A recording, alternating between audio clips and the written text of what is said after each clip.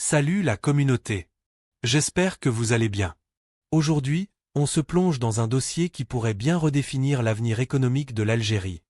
Le lancement imminent du mégaprojet de la mine de fer de Garadjebile.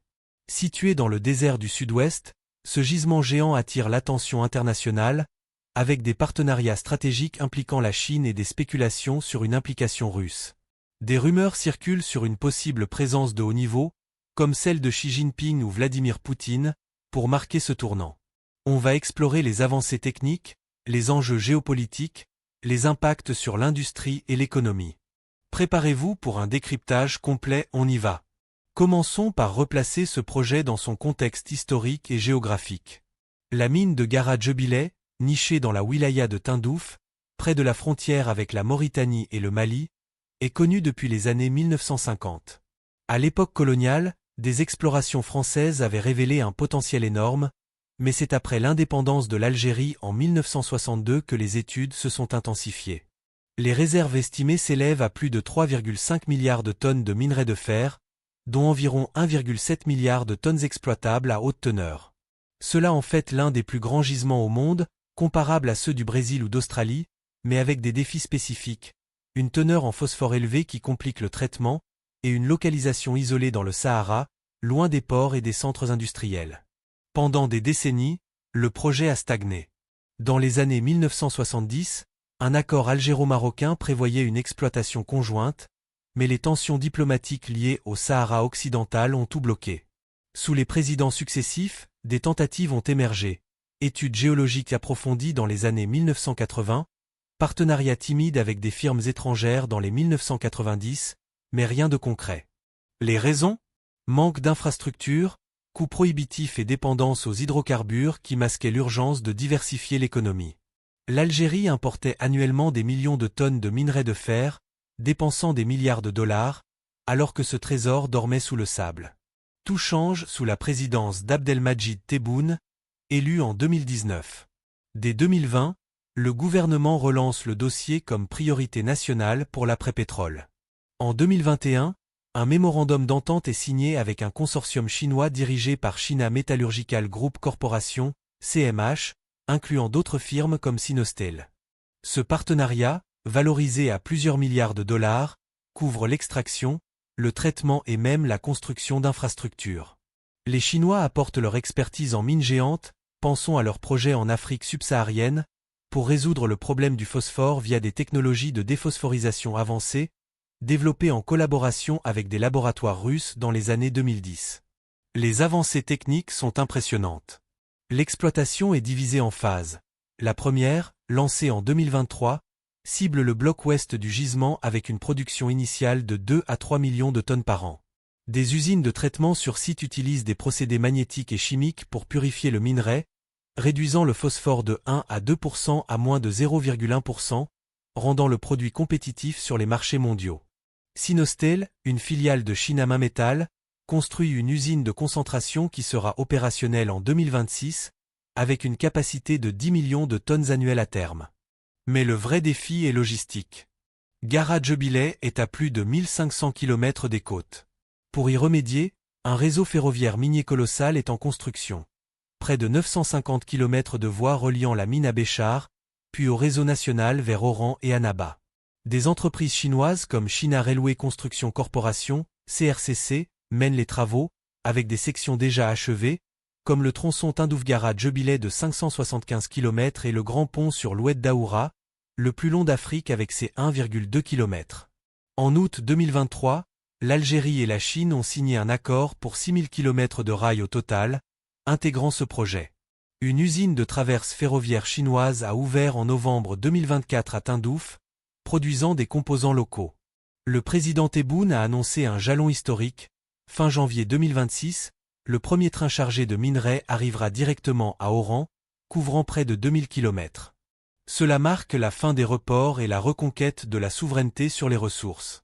Des partenariats locaux renforcent cela. En décembre 2025, Sonarem, groupe public algérien, et Tosyali Algérie, joint venture turco-algérienne, ont signé une alliance stratégique pour développer la mine et intégrer le minerai dans la sidérurgie nationale.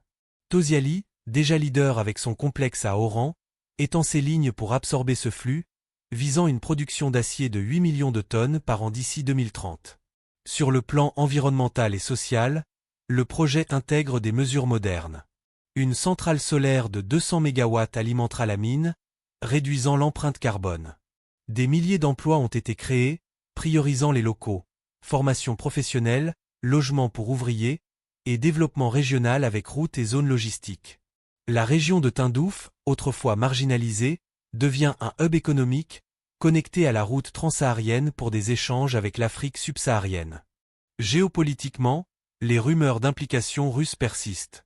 Bien que les faits pointent vers une domination chinoise, des invitations ont été lancées à des firmes russes pour des tendeurs miniers en 2025. Des laboratoires russes ont aidé à la déphosphorisation, et des discussions sur l'énergie nucléaire pacifique pourraient s'étendre.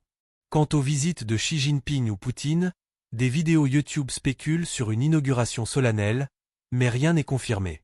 11 a visité la Russie en mai 2025, renforçant l'axe sino-russe, et Poutine pourrait planifier un voyage en Algérie en 2026 pour sceller des accords.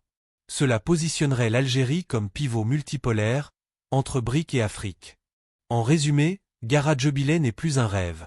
C'est une réalité qui propulse l'Algérie vers l'indépendance minière. Avec des investissements massifs, des technologies de pointe et des partenariats stratégiques, ce projet transforme le désert en or noir du fer. Passons maintenant aux retombées de ce méga-projet. Économiquement, Gara Jubilé est un game changer pour l'Algérie, dont l'économie repose à 95% sur les hydrocarbures. Avec la chute des prix du pétrole et la transition énergétique mondiale, diversifier est vital. Le minerai de fer, essentiel pour l'acier, les infrastructures et les énergies vertes, éoliennes, batteries, offrent une alternative durable. À pleine capacité, la mine produira 40 à 50 millions de tonnes par an, couvrant les besoins nationaux, environ 10 millions de tonnes, et générant des excédents pour l'export, potentiellement 5 à 10 milliards de dollars annuels en revenus. Les économies sont colossales, fin des importations coûteuses de minerais bruts, qui saignaient le trésor public. Au lieu de cela, une chaîne de valeur locale, extraction à Gara Jubilé, traitement à Béchar, transformation en acier à Oran via Tosiali. Ce dernier, avec sa troisième phase d'extension en 2025, intègre des fours électriques modernes pour une sidérurgie bas carbone. Des villes comme Jijel et Annaba deviendront des pôles mondiaux, avec des usines produisant rails, tubes et plaques pour l'export vers l'Europe et l'Afrique. Sur le plan industriel, l'innovation est au cœur. Tebboune, lors de la 33e foire de la production algérienne en décembre 2025, avec 600 plus exposants, a mis l'accent sur les projets complémentaires. Usine de dessalement pour fournir de l'eau au désert, et production d'hydrogène via électrolyse, utilisant l'énergie solaire. Cela positionne l'Algérie comme leader en sidérurgie verte, alignée sur les normes EE pour le carbone. Tosiali vise à produire de l'acier vert pour les marchés exigeants, réduisant les émissions de 50%.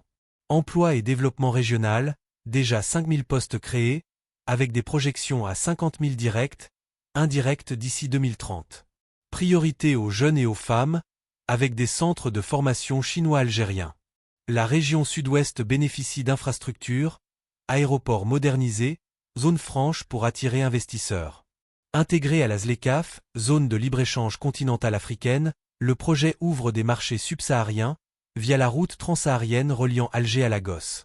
Géopolitiquement, c'est un coup maître. Le partenariat chinois, forgé lors de la visite de Tebboune à Pékin en 2023, illustre une coopération sud-sud, transfert tech contre accès aux ressources. La Chine diversifie ses sources de fer, loin des tensions avec l'Australie. Pour la Russie, bien que moins directe, des invitations en 2025 pour des tendeurs miniers et nucléaires renforcent les liens. L'Algérie, membre observateur des BRIC, se pose en pivot. Passerelle Afrique-Europe-Asie, avec des accords comme celui avec l'UE pour lever les quotas sur l'acier. Des défis persistent, environnementaux, gestion de l'eau dans le désert, sociaux, intégration des nomades locaux, et sécuritaires, proximité des frontières. Mais les autorités misent sur une approche durable, avec des études d'impact et des fonds pour la biodiversité. À l'horizon 2030, Gara Jubilé pourrait booster le PIB de 5 à 10%, réduire le chômage et propulser les exports hors hydrocarbures à 20 milliards de dollars. Comparé à d'autres géants miniers comme la mine de Simandou en Guinée, aussi avec implication chinoise, l'Algérie se distingue par sa souveraineté. contrôle national sur 51% des joint ventures. Les spéculations sur 11 et Poutine? Des titres YouTube sensationnels, mais symboliques d'un rayonnement croissant. Si des visites se concrétisent en 2026, ce serait une reconnaissance mondiale. L'Algérie ne subit plus, elle façonne son destin, résiliente face aux crises globales, comme l'ont noté les rapports FMI. En conclusion, ce projet est la renaissance industrielle algérienne. Souveraineté, innovation, multipolarité. Qu'en pensez-vous? Va-t-il transformer l'Afrique du Nord? Partagez en commentaire. Likez, abonnez-vous pour plus. À la prochaine. Merci d'avoir regardé. Prenez soin de vous.